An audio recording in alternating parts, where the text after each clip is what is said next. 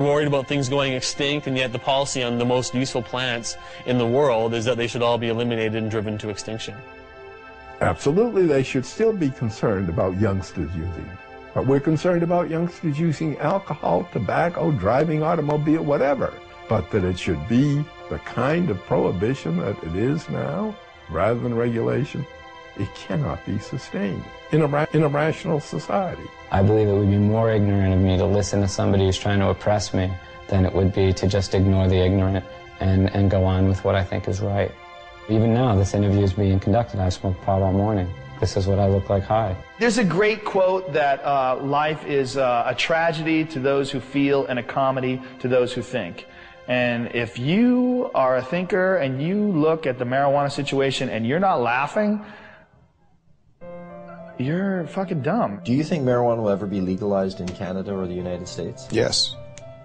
I don't know about the United States, but it will be legalized in Canada. I won't be alive to see it.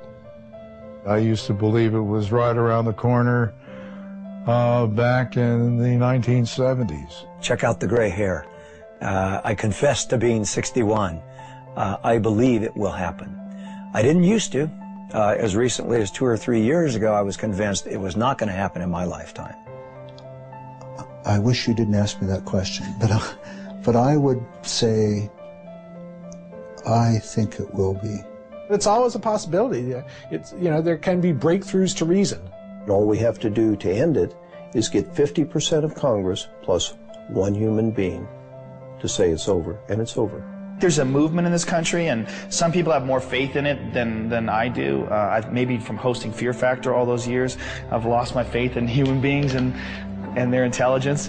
I think it's inevitable. I believe that the truth will set us free, and I think the truth is infectious, and I think that while cannabis per se is not addictive, learning about it quickly becomes. When I published Marijuana Reconsidered, I, in the last chapter, predicted that once people understood these things about marijuana, the prohibition would be gone. It would be gone in 10 years.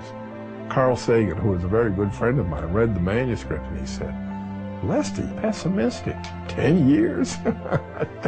Well, here we are, 45 years later, and nothing has happened.